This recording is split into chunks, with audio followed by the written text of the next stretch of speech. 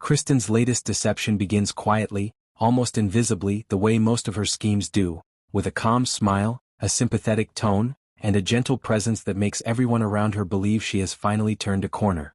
Theo, Tony, and Chad are each caught in her carefully woven web, unaware that every soft gesture and every reassuring word she gives them is part of a much bigger, far darker plot that she has set in motion behind their backs.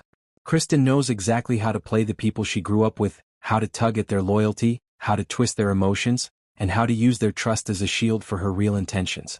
To Tony, she presents herself as a remorseful DiMera who wants peace in the family. She sits with him in the mansion, sipping tea and discussing unity, insisting that she has learned from past mistakes and wants nothing more than harmony for their siblings.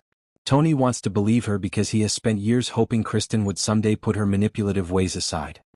He sees the softness she shows him as change, not recognizing the calculation behind every word she speaks. To Theo, she acts like the nurturing, supportive aunt, offering guidance, gently steering him away from conflict, and pretending to care about his emotional well-being.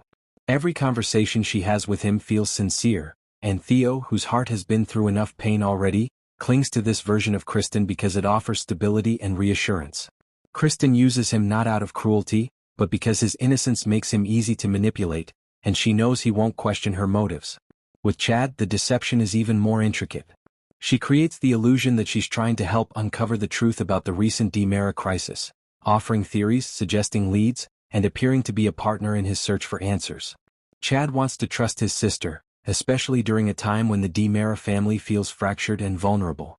He sees her involvement as loyalty, unaware that Kristen is feeding him information that seems helpful but is actually designed to guide him away from what she truly wants to hide. And the secret she is hiding is the darkest one of all: her renewed connection with Peter Blake. The moment she disappears into the shadows of the DiMera mansion, closing herself behind thick doors and shutting the drapes as if she is simply retreating for a rest, she pulls out a burner phone she keeps hidden in a place no one would think to look. The voice that answers on the other line is one she hasn't heard in years, but one that instantly reignites an old alliance: Peter. Their history has always been complicated, filled with loyalty, betrayal, and a mutual willingness to cross boundaries that others wouldn't dare approach. And now Kristen wants him back in Salem, not for love, not for nostalgia, but because she needs him for whatever she is planning next. On the call, her tone shifts completely. Gone is the soft, apologetic sister and the gentle aunt. Her voice becomes sharp, controlled, commanding. She updates Peter on everything happening in Salem: the investigation around the crypt, the rising tension among the DiMeras, the suspicions Chad is beginning to form, and the fact that Tony is unknowingly helping her maintain the illusion of innocence. She speaks of Theo as a pawn she can move easily, someone who trusts her enough to overlook the holes in her stories. She also reveals her true intention.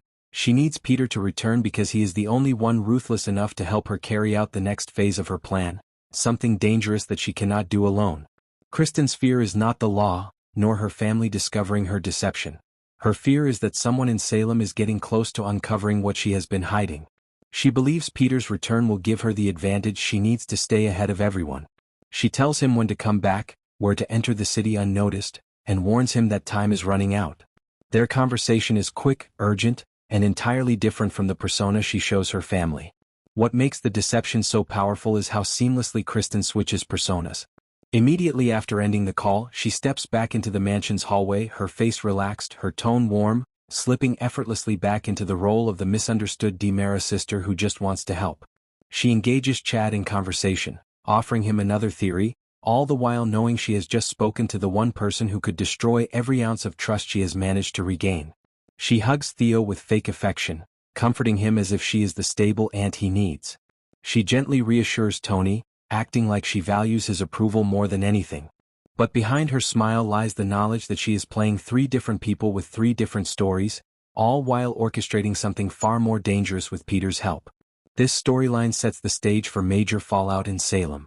Because once Kristen's secret calls to Peter become known, and they always do, the betrayal will shatter Tony's belief in her redemption, devastate Theo who trusted her with an open heart, and infuriate Chad who will realize that everything she claimed to help him uncover was actually designed to mislead him.